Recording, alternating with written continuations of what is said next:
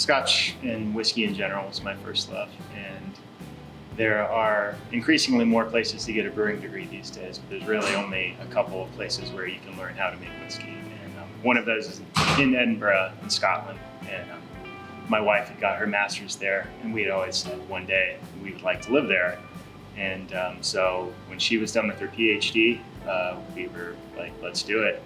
So kicked over there for a couple of years, and with the intention of maybe sticking around and making Scotch afterwards. But it turns out that the Scots are not so crazy about Americans coming in and stealing their jobs.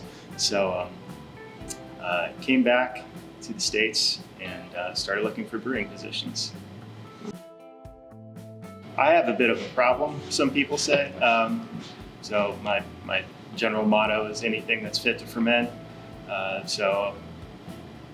In a case of always wanting what you can't have, I make a lot of the stuff at home that we don't necessarily make here.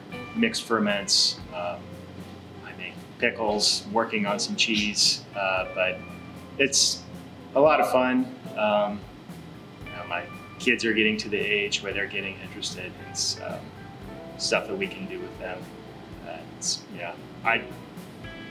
It keeps me busy, but I don't foresee stopping it anytime soon. Okay. And it gives me a lot of material for stuff I do here. Even if they're not like a one-to-one, like scaling up of a recipe, a lot of times it gives me ideas. And I think the best example of that was probably Blue Hour, which was a homebrew sour blueberry mosaic beer that I did at home. That originally was pale blue sky in a couple of different iterations. And then I always said this would make a better beer as a sour.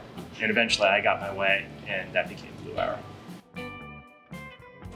I think Fresh, that we just released 3 weeks ago, we've certainly used fresh hops before, but never in this amount.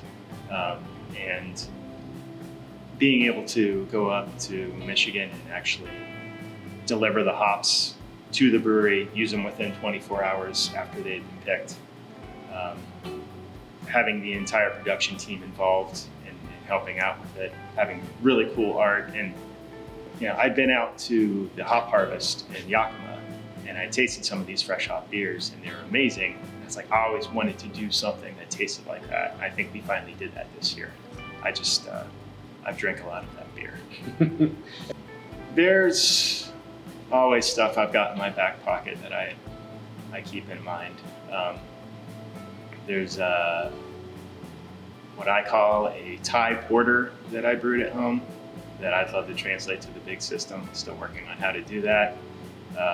And I do a lot of variations on bière de gardes, which no one probably cares about, but I really love. And I think probably get the opportunity to do something with that this year.